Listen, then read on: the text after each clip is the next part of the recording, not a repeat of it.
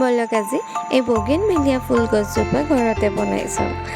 Hello' everyone, মই তুলিকা আপোনালোক সকলোকে পুনৰবাৰ স্বাগতম জনাইছোঁ মোৰ চেনেল তুলিকাছ আৰ্ট এণ্ড ক্ৰাফ্টলৈ। বগেনভিলিয়া গানটো যিটো বহুত ট্ৰেণ্ডত চলি আছিলে, ভাবিছোঁ গছজোপা আজি ঘৰতে বনাই চাওঁ। তাৰ কাৰণে মই লৈছিলোঁ এনেকৈ গুণা।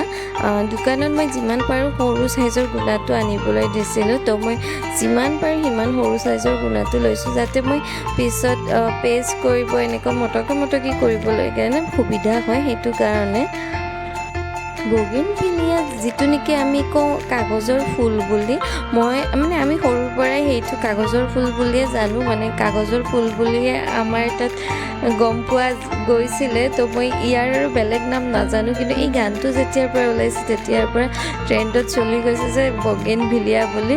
তো আপোনালোকে কোনে কোনে গম পাইছিলে যে এই গানটোৰ নাম এই ফুলটোৰ নাম বগেনভিলিয়া, তো আৰু কোনে কোনে কাগজৰ ফুল বুলি জানে।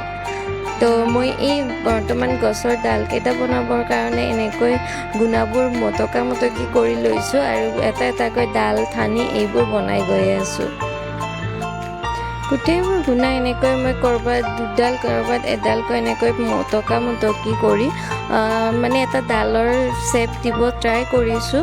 হৈছেনে নাই কমপ্লিট ক'ব নোৱাৰোঁ। এয়া গোটেইখিনি প্ৰথমতে গছ আৰু ডালটো হৈ গৈছে। ইয়াৰ পিছত বগা টেপ যে থাকে, সেই টেপটো মই তলৰ ডালখিনি গোটেই গছডালত এনেকৈ পেষ্ট কৰি দি যাম। প্ৰথমতে গোটেইখিনি মই এনেকৈ পেষ্ট কৰিম, তাৰপিছত আৰু তলৰ যিখিনি গছৰ আছে সেইখিনি মোটা কৰিবৰ কাৰণে মই তাতে টিচু পেপাৰ ফেভিকল আঠাৰ সহায়ত লগাই দিম। এনেকৈ টেপটোৰ সহায়ত মই গোটেইখিনি গছজোপাতে কভাৰ কৰি ল'ম, যাতে মই কালাৰ কৰিব পাৰোঁ ওপৰত। কাৰণ ডাইৰেক্ট গুণাত যদি কালাৰ কৰিব যাওঁ তেতিয়াহ'লে কালাৰটো হয়তো ভালদৰে নালাগিব পাৰে আৰু ভাল নেদেখিব পাৰে। সেইকাৰণে এটা ডালৰ শ্বেপ দিছোঁ এনেকৈ। এয়া কমপ্লিট হৈছে কাগজটো লগোৱাত, টেপটো লগোৱাৰ। ইয়াৰ পিছত তলত টিচু পেপাৰৰ সহায়ত এনেকৈ তলৰ যিখিনি গছটো আছে সেই তাতে লগাই দিম আঠা। মই ফেভিকল আঠাটো ইউজ কৰিছোঁ। এই টিচু পেপাৰটো অকল মই তলৰখিনিতে লগাম, বাকীখিনিত নলগাওঁ আৰু কাৰণ ইমানখিনি মই ভাবিছোঁ যাতে টেপটোৰ ওপৰতে কালাৰটো লাগি যাব চাগে, সেইটো কাৰণে আৰু মই টিচু পেপাৰখিনি অকল তলত যিখিনি প্ৰয়োজন আছিলে সেইখিনিতে লগাই দিছোঁ, বাকীখিনিত নলগালোঁ আৰু।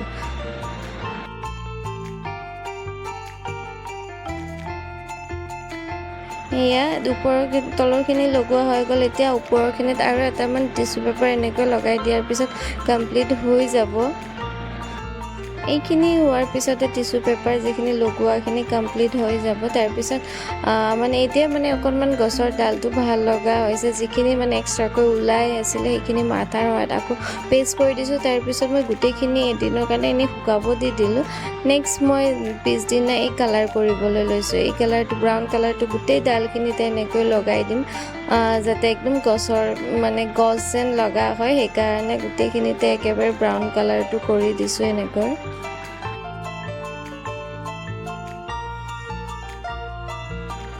গছৰ গোটেইখিনি কালাৰ হোৱাৰ পিছতে ইয়াৰে মেইন পাৰ্টটো হ'ল আপোনালোকৰ ফুলটো বনোৱা, যিটো বগেনভিলিয়া ফুল বুলি কয়। সকলোৱে ট্ৰেণ্ডত চলি আছিলে সেই ট্ৰেণ্ডটোৰ ফুলজোপা বনোৱা। ফুলজোপা লোৱাৰ কাৰণে মই ইয়াত টিচু পেপাৰে লৈ লৈছোঁ আৰু ফুলৰ আকৃতিত এনেকৈ কাটি লৈছোঁ। প্ৰথমতে কাট কৰি লৈছোঁ মই এনেকৈ টিচু পেপাৰ 3-4খন একেলগে লৈছোঁ, তাৰপিছত ফুলৰ আকৃতিত লৈ লৈছোঁ।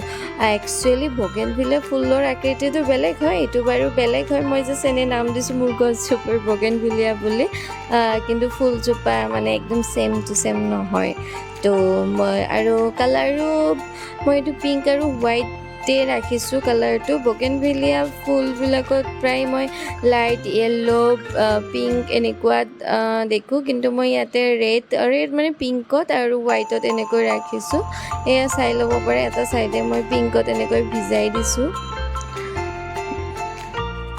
আৰু এই গোটেইখিনি ফুল কালাৰ কৰা হোৱাৰ পিছতে তাৰপিছত মই সেইটোও ৰ'দত শুকাবলৈ দিব লাগিব, কাৰণ ফুলটো এই শুকাওঁতে অলপ টাইম লাগিছে। কালাৰত গোটেইখিনি ভিজাই দিছোঁ যেতিয়া, সেইকাৰণে কাগজটো শুকাওঁতে টাইম লাগিছে। সেইকাৰণে মই ভাবিছোঁ অলপ টাইম ৰ'দত শুকাই দিম, তাৰপিছতহে মই এইটো নেক্সট পাৰ্টলৈ যাম। এয়া শুকোৱা হোৱাৰ পিছত দেখিছেনে লাইট পিংক আৰু হোৱাইট হৈছে। তো আপোনালোকে গম পায়নে হোৱাইট আৰু লাইট পিংকত এনেকুৱা বগেনভিলিয়া ফুল আছেনে নাই তো মই বাৰু দেখা নাই কিন্তু থাকিবও পাৰে মই তেনেকুৱা ইমান নাজানো আইডিয়া নাই মোৰ তো এনেকৈ মই এটা এটাকৈ ফুলবোৰ উলিয়াই লৈছোঁ তাৰপিছত মই এই গছত লগাই দিম এইবোৰ ফুল কেইজোপাত প্ৰথমতে কালাৰ ভিজাওঁতেতো অলপ ভালে মানে কালাৰটো উজ্জ্বল দেখি আছিলে কিন্তু যেতিয়া মই ৰ'দত শুকাবলৈ দিলোঁ তাৰপিছত মানে কালাৰটো অকণমান লাইট হৈ গৈছে তো গোটেই ফুল নহয় কিছুমান ফুল মই অকণমান আকৌ এবাৰ কালাৰত ভিজাই শুকাবলৈ দিছে এয়া দেখিছেনে কিছুমানত লাইট থাকিব কিছুমানত ডাৰ্ক থাকিব এনেকৈ আৰু মই টেপৰ সহায়ত গোটেই ডালকেইডালতে মই ফুলবোৰ লগাই যাম তো গোটেইখিনি বাৰু নেদেখাওঁ তো এয়া কমপ্লিট হ'বই আৰু বেছি টাইম নাই আপোনালোকে কমপ্লিট ফুলজোপা দেখিব আৰু কেনেকুৱা লাগিছে মোক কমেণ্ট কৰি জনাবচোন এয়া হৈ গ'ল তো লাগিছেনে বগেনভিলিয়া ফুলৰ দৰে তো এয়া কমপ্লিট হৈ গৈছে তো আপোনালোকৰ কেনেকুৱা লাগিছে কমেণ্ট কৰি জনাব আৰু যদি ভাল লাগিছে প্লিজ শ্বেয়াৰ কৰি দিব যিসকলে ইউটিউবত চাই আছে প্লিজ ছাবস্ক্ৰাইব কৰি দিব চেনেলটো আৰু যিসকলে ফেচবুকত চাই আছে ফ'ল' মাৰি দিব তো আজিলৈ আহিছোঁ বাই আকৌ এটা নতুন ভিডিঅ'লৈ আপোনালোকক লগ পাম বাই